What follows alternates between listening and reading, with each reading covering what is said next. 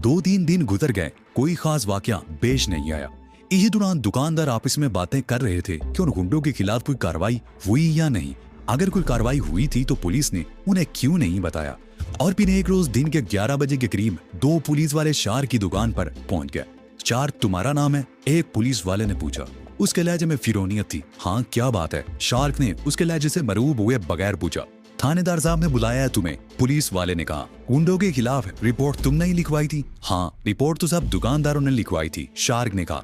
थानेदार साहब ने सिर्फ तुम्हें बुलवाया है, रिपोर्ट में सबसे ऊपर तुम्हारा नाम है। चलो हमारे साथ। पुलिस वाले ने इस तरह कहा जैसे उसने गुंडों के खिलाफ रिपोर्ट लिखवा कर कोई जुर्म किया हो।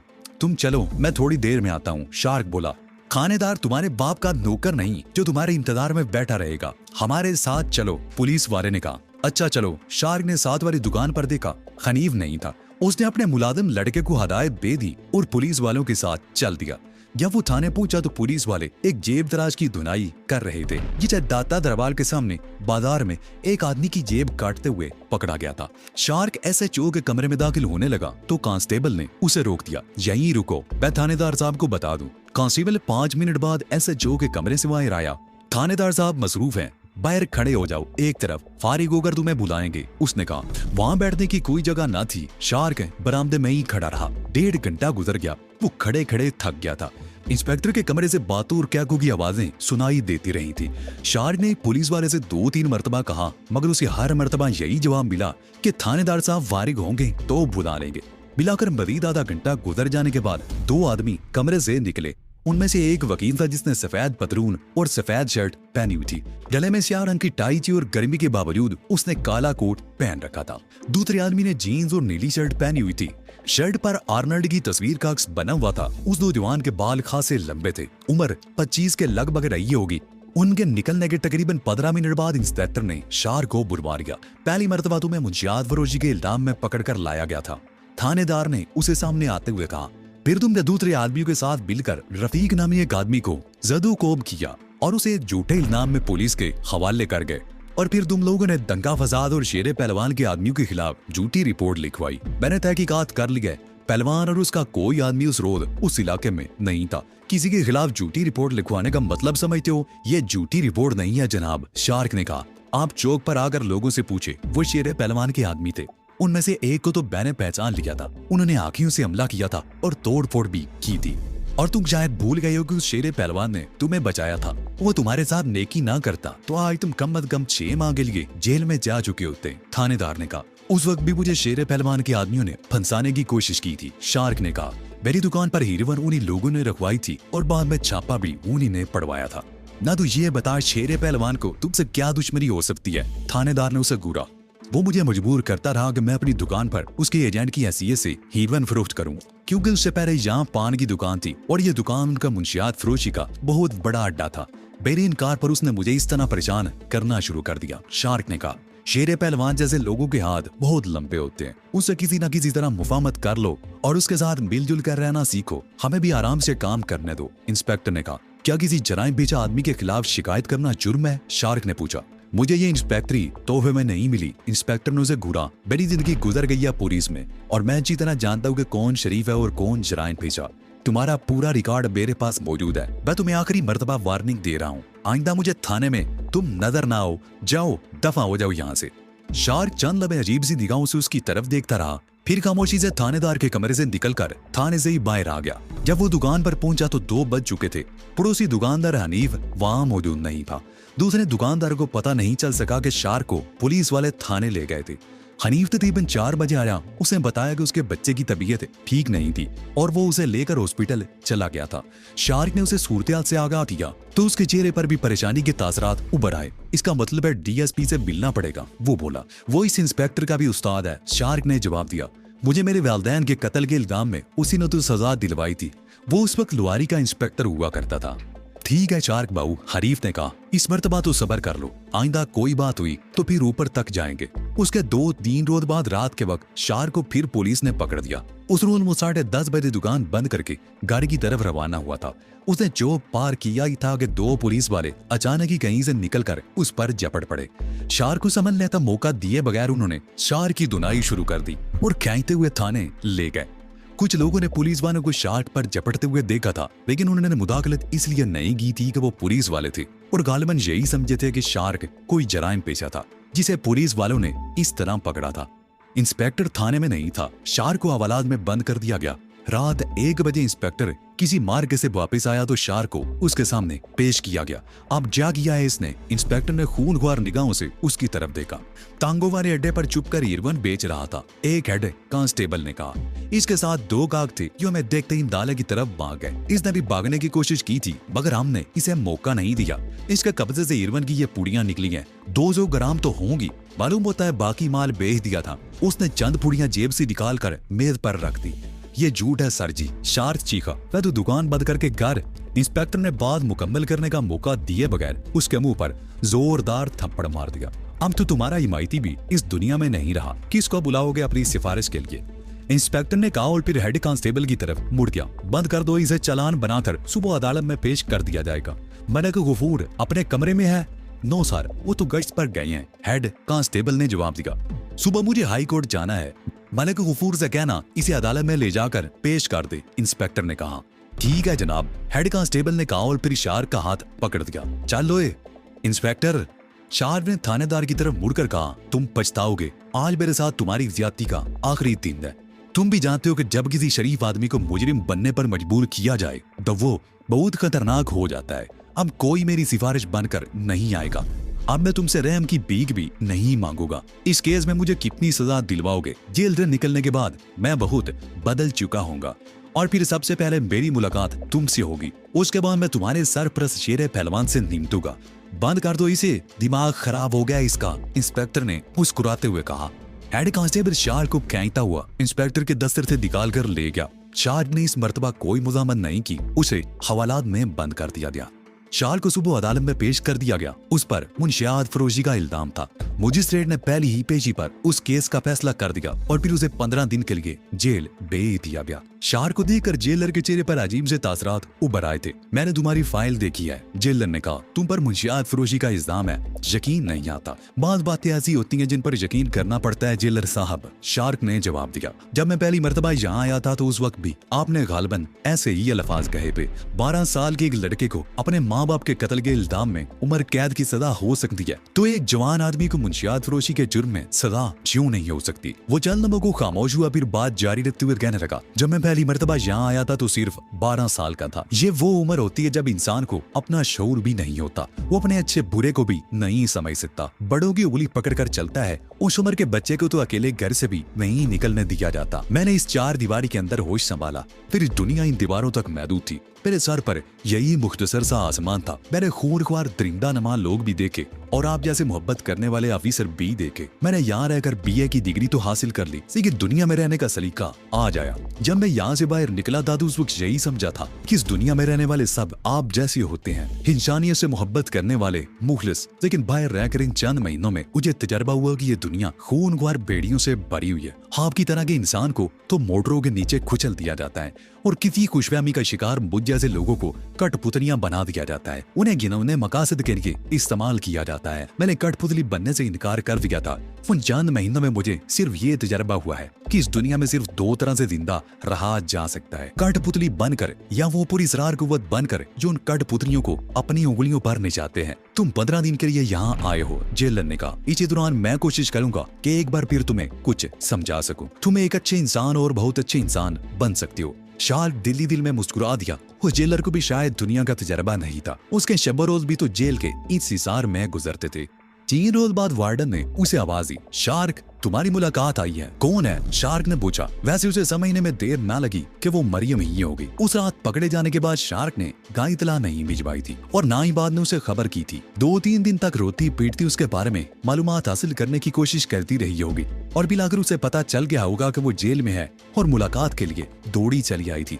तुम्हारी माँ है, वार्डन ने जवाब दिया। मेरा मतलब है वही औरत जो पहले भी तुमसे मुलाकात के लिए आती रही है। उससे कह दो कि शार्क नाम का कोई कैदी इस जेल में नहीं है, शार्क ने जवाब दिया। अरे पागल आदमी, वार्डन ने उसे घूरा। वो तुम्हारी माँ है। रो रो कर उसने अपना बुरा हाल कर रखा है और तू कहता है कि मुलाकात नहीं करेगा? हाँ, मैं उससे मुलाकात नहीं करूंगा, शार्क ने जवाब दिया। वार्डन अजीब सी निगाहों से उसकी तरफ देखता हुआ चला गया। शार्क दिल महसूस कर रह गया। वो जानता था कि मरियम और रजिया ने उसकी गुमशुदगी पर वाकई रो रो कर बुरा हाल कर रखा होगा, लेकिन अब वो एक कैदी और गुलाम इंसान की हैसियत से उसका सामना नहीं करना चाहता था। उसने जिंदगी गुजारने का जो फैसला कर लिया था वो बहुत खतरनाक था। उससे एक हफ्ता बाद एक रोज वार्डन ने फिर एक मुलाकात की इतला दी। मैंने कहा था ना कि मैं नहीं मिलूंगा। शार्क ने कहा। वो तुम्हारी माँ नहीं है, वार्डन ने कहा। फिर कौन है? उसने घूरा। छांगा नाम बताया उसने। कई साल पहले वो भी एक जुर्म में यहाँ की हवा खा चुका है। अगर नहीं मिलना चाहते तो मैं उसे मना कर दूं। वार्डन ने कहा। नहीं, मैं उससे मुलाकात करूंगा।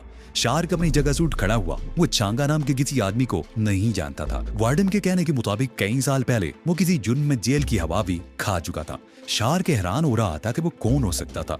आज मुलाकातों का दिन था। कई कैदियों के मुलाकाती आए हुए थे। हाल नाम का ये कमरा मोटी मोटी आनी सलाखों की मदद से 2 हिस्सों में तकसीम था। सलाखों पर जाली भी लगी हुई थी। सलाखों की उस तरफ कैदी जो और दूसरी तरफ उनके मुलाकाती। वार्डन उसे आखिरी सिरे पर ले गया। सलाखों की दूसरी तरफ एक आदमी खड़ा था। उसने लाचा और कुर्ता पहना हुआ था। वो दरमियाने कद का एक अधेड़ उम्र मगर सेहतमंद आदमी था। कुशादा पेशानी, बड़ी बड़ी सुर्ख आंखें और भारी मूंछें। मेरा नाम छांगा है, तुम मुझे नहीं जानते शार्क बाबू, उसने कहा। हाँ वाकई मैं तुम्हें नहीं जानता। क्यों मिलना चाहते थे तुम मुझसे? शार्क ने कहा। मुझे कल पता चला था कि तुम्हें झूठे केस में सजा दिलवाई गई है। इस सारे चक्कर के पीछे शेर पहलवान का हाथ है। तुम यहाँ से बाहर आ जाओ, तुझसे हिसाब कर लेंगे। घबराने की जरूरत नहीं शार्क बाबू, अब तुम अपने आप को अकेला नहीं पाओगे। छांगा ने कहा। तुम हो कौन? शार्क ने उलझी हुई निगाहों से उसकी तरफ देखा। दोस्त, छांगा ने जवाब दिया। किसी चीज की जरूरत हो तो बता दो। नहीं, मुझे किसी चीज की जरूरत नहीं, शार्क ने जवाब दिया। तुम्हें 15 दिन की सजा हुई थी। मेरा ख्याल है 1-2 रोज में रिहा हो जाओगे। जेल से निकलकर सीधे मेरे पास आ जाना, छांगा ने कहा। कहाँ? शार्क ने पूछा। मजिंग, छांगा ने जवाब दिया। मजिंग चौक पर किसी से भी पूछ लेना। तुम्हारी दुआ से बच्चा बच्चा जानता है। ठीक है, मैं आ जाऊंगा, शार्क ने जवाब दिया। अच्छा, रब रखा, भूलना मत, छांगा ने कहा और मुड़कर बाहर की तरफ चला गया। शार्क चंद सेकंड वहां खड़ा रहा, फिर वापस आ गया। वो दिन भर छांगा के बारे में सोचता रहा। शक्ल सूरत, लिबास और अंदाज़े गुफ्तगू से तो वो भी कोई स्मगलर ही लगता था, लेकिन वो सोच रहा था कि छांगा को उसके बारे में कैसे पता चला। उस रात शार्क को देर तक नींद न आ सकी। वो कोठरी के खुदरे फर्श पर लेटा छांगा के बारे में ही सोचता रहा। छांगा ने गुफ्तगू में शेरे पहलवान का भी हवाला दिया था और उससे हिसाब किताब कर लेने के अज़म का इजहार किया था। उसकी बातों से शार्क इस नतीजे पर पहुंचा था कि शेरे पहलवान और छांगा में कोई दुश्मनी थी और छांगा गालिबन अपने हरीफ से किसी किस्म का बदला लेने के लिए उसे आलाकार बनाना चाहता था। हो सकता है उनमें कोई कारोबारी रकाबत हो। उसने करवट बदली और दरवाजे की आंधी सलाखों से बाहर आसमान की तरफ देखने लगा, जहां बहुत दूर सितारे टिमटिमाते हुए नजर आ रहे थे। दफादन उसके ज़हन में मरियम और रजिया का ख्याल उभर आया। मरियम 2 मरतबा मुलाकात के लिए आ चुकी थी। दूसरी मरतबा रजिया भी उसके साथ थी, मगर शार्क ने उससे मुलाकात से इनकार कर दिया था। क्या सोचा होगा उन्होंने उसके बारे में? मरियम वो वाहिद हस्ती थी जो 14 साल कैद के दौरान बाकायदगी से उससे मिलने के लिए आती रही थी। उसने उसे माँ की ममता दी थी। रजिया से उसे बहन का प्यार मिला था। 2 दिन बाद शार्क को रिहाई मिल गई। वो लिबास बदलकर जेलर के लफीतों को दिमाग से झटकता हुआ जेल के गेट से बाहर निकला तो सबसे पहले उसकी नजर मरियम पर पड़ी, जो गेट के सामने एक दरख्त के तने से टेक लगाए बैठी थी। शार्क को देखते ही अपनी जगह से उठकर उसकी तरफ लपकी। शार्क से कुछ फासले पहले एक और आदमी भी खड़ा था। उसने चादर जिस्म पर लपेट रखी थी। शार्क उसे पहचानता तो नहीं था, लेकिन उसे समझने में देर न लगी कि वो शेरे पहलवान का आदमी था। शार्क पुत्र, मरियम बाएं फैलाकर उसकी तरफ लपकी। शार्क ने एक नजर उसकी तरफ देखा और फिर उसका हाथ झटक कर तेजी से एक तरफ चलने लगा। मरियम रोती चीखती उसके पीछे दौड़ती रही। शार्क के दिल पर छुरियां सी चल रही थी, लेकिन वो इस हकीकत से भी आगाह था कि वो चादर पोश आदमी गहरी नजरों से उसकी तरफ देख रहा था। वो तेज कदम उठाता हुआ सड़क पर आ गया और एक रिक्शे में बैठ गया। कहाँ चलना है? ड्राइवर ने रिक्शा स्टार्ट करते हुए पूछा। पहले यहाँ से चलो, रास्ते में बता दूंगा, शार्क ने पीछे देखते हुए कहा। मरियम पागलों की तरह उसे पुकारती हुई दौड़ती आ रही थी। रिक्शा हरकत में आ गया। मरियम कुछ देर तक रिक्शे के पीछे दौड़ती रही, फिर रुक गई। शार्क ने पीरपी से मुड़कर देखा। मरियम बहुत पीछे रह गई थी, मगर सफेद रंग की एक सुजुकी कार रिक्शे के पीछे आ रही थी। कार में सिर्फ ड्राइवर था और शार्क ने उसे पहचानने में गलती नहीं की थी। यह वही चादर पोश आदमी था जिसे उसने जेल के गेट के सामने देखा था। रिक्शा कई मील तक मुख्तलिफ सड़कों पर दौड़ता हुआ बैंगलोर रोड की तरफ आ गया। स्टेशन ले चलो, शार्क ने कहा। रिक्शा रेलवे स्टेशन की तरफ मुड़ गया। रेलवे स्टेशन के करीब पहुंचकर शार्क ने रिक्शा रुकवा लिया और जेब से 100 रुपए का नोट निकालकर ड्राइवर के हाथ में थमा दिया। ड्राइवर ने उसके हाथ से 100 रुपए का नोट ले लिया और जेब में हाथ डाला। उसकी जेब में 50 रुपए का सिर्फ एक नोट था और मीटर पर 35 रुपए बने हुए थे। मेरे पास खुले नहीं बाऊ। ड्राइवर ने 100 का नोट दोबारा उसकी तरफ बढ़ाते हुए कहा, ये पकड़ो अपना 100 का नोट और पैसे खुले करवा के दो। शार्क ने उसके हाथ से 50 का नोट खींच लिया और रिक्शे से उतरकर तेजी से एक तरफ दौड़ पड़ा जो मैक्लोडही की तरफ जा रही थी। वो बस के अगले दरवाजे से सवार हो गया। बस भरी हुई थी। शार्क ने जाकर देखा सफेद सुजुकी सड़क के किनारे पर खड़ी थी और स्टीयरिंग के सामने बैठा हुआ शख्स मुतजस्सिस निगाहों से उसकी तरफ देख रहा था। जहाँ रिक्शा रुका, अगला मोड़ मुड़ने के लिए बस की रफ्तार कम हुई तो शार्क पिछले दरवाजे से उतर गया। कुछ ही देर बाद वो उस मोड़ पर खड़ा था जहाँ से बाटी लुहारी की तरफ तांगे जा रहे थे। तमाम तांगे वहां से गुजरते हुए दरबार दरबार की आवाजें लगा रहे थे। शार्क पहले एक तांगे की तरफ बढ़ा, फिर एक खाली रिक्शा देखकर उसकी तरफ मुड़ गया। लोहारी चलो, शार्क रिक्शे में बैठते हुए बोला। मीटर खराब है बाबूजी, 15 रुपए होंगे। ड्राइवर ने कहा, चलो 15 ही ले लेना। शार्क ने इधर उधर देखते हुए जवाब दिया। रिक्शा हरकत में आ गया और मुख्तलिफ सड़कों से होता हुआ लोहारी की तरफ जाने वाली सड़क पर मुड़ गया। बोची दरवाजे से जरा आगे निकलते ही शार्क ने रिक्शा रुकवा ली और 50 का नोट ड्राइवर की तरफ बढ़ा दिया। ये गनीमत था कि इस रिक्शा ड्राइवर के पास खुले पैसे मौजूद थे। उसने 35 रुपए वापस कर दिए। शार्क रिक्शे से उतरकर हॉस्पिटल रोड पर आ गया और अखबार मार्केट से जरा आगे जाकर दाईं तरफ एक गली में मुड़ गया। ये बाजारनुमा गली आगे जाकर अनारकली से जा मिली थी, लेकिन शार्क अनारकली तक पहुंचने से पहले ही बाईं तरफ एक रेस्टोरेंट में दाखिल हो गया। रेस्टोरेंट में उस वक्त अच्छे खासे गाहक थे। सारी मेजें भरी हुई थी और शार्क का रुख काउंटर की तरफ था। उसका बचपन का दोस्त सोहेल काउंटर पर बैठा हुआ था। तकरीबन 4 महीने पहले सोहेल से उसकी मुलाकात के बाद शार्क आज उसके सामने आया था। अरे तुम, मैं यहाँ ज्यादा देर लोगों के सामने खड़ा नहीं रह सकता, ऊपर अपने कमरे में चलो, मुझे तुमसे एक जरूरी बात करनी है। शार्क ने उसकी बात काटते हुए कहा, तुम ऊपर जाओ, दरवाजा खुला है, मैं थोड़ी देर में ही आता हूँ। सोहेल ने कहा। शार्क ने इधर उधर देखा और काउंटर से जरा आगे लकड़ी की गोल सीढ़ियों पर चढ़कर ऊपर कमरे में पहुंच गया। कमरे में दाखिल होकर उसने गहरा सांस लिया और पलंग पर ढेर हो गया। वो पलंग पर लेटा कुछ देर छत को घूरता रहा और फिर उसकी आंखें बंद होने लगी और वो नींद की आगोश में पहुंच गया। आंख खुलते उसकी नजर सामने दीवार की घड़ी पर पड़ी 11:30 बज रहे थे। वो एक झटके से उठकर बैठ गया। बाथरूम से पानी गिरने की आवाजें आ रही थी। कुछ ही देर बाद बाथरूम का दरवाजा खुला और सोहेल तौलिए से मुंह पूंछता हुआ बाहर आ गया। मैंने बेरे को तुम्हारे लिए चाय देकर भेजा था। उसने वापस आकर बताया कि तुम सो चुके हो। मैंने तुम्हें जगाना मुनासिब नहीं समझा। सोहेल ने कहा, वैसे भी सच्ची बात यह है कि सुबह जिस वक्त तुम आए थे वो तरह धंधे का वक्त होता है। मैंने सोचा कि तुम भी सो दो, मैं भी धंधा कर, तुम मेरे लिए नाश्ता मंगवाओ, मैं भी जरा मुंह हाथ धो लूं। शार्क कहता हुआ उसे तौलिया लेकर बाथरूम में घुस गया। तकरीबन 20 मिनट बाद शार्क उस कमरे में बैठा नाश्ता कर रहा था और सोहेल उसके सामने कुर्सी पर बैठा चाय की चुस्कियां ले रहा था। उस मुलाकात के बाद तुम ऐसे गायब हुए कि लौट कर आए ही नहीं, ना ही तुमने अपने घर का पता बताया कि जाकर तुमसे मुलाकात करता। सोहेल ने पूछा, तुम अनजान बनने की कोशिश तो नहीं कर रहे? शार्क ने उसे घूरा, या वाकई तुम्हें कुछ नहीं मालूम? क्या मालूम नहीं? सोहेल के लहजे में हैरत थी। शार्क के मुंह से बेइख्तियार गहरा सांस निकल गया। क्या तुम इसी दुनिया में रहते हो? अखबार नहीं पढ़ते क्या? उसके चेहरे पर नजरें जमाते हुए शार्क ने कहा, इसी दुनिया में रहता हूँ, अखबार भी पढ़ता हूँ, लेकिन मेरे साथ जो कुछ भी होता रहा उससे बेखबर रहे। शार्क ने उसकी बात काट दी। क्या हुआ तुम्हारे साथ? सोहेल ने उसे घूरा। आज सुबह मैं जेल से रिहा होकर आया हूँ। शार्क ने कहा। क्यों? क्या किया था तुमने? किस जुर्म की सजा में जेल गए थे? सोहेल के लहजे में हैरत थी। मुंशियात फरोशी का इल्जाम था मुझ पर। शार्क ने कहा। यकीन करो शार्क, मुझे तुम्हारे बारे में कुछ भी मालूम नहीं था। सोहेल बोला।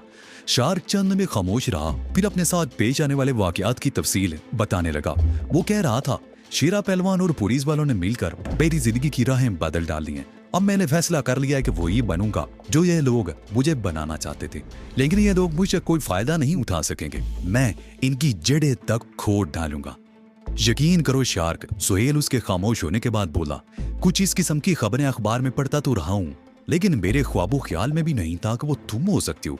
मैं तो ये समझा था कि या तो तुम किसी धंधे में मसरूफ हो गए हो या ये शहर छोड़कर चले गए हो।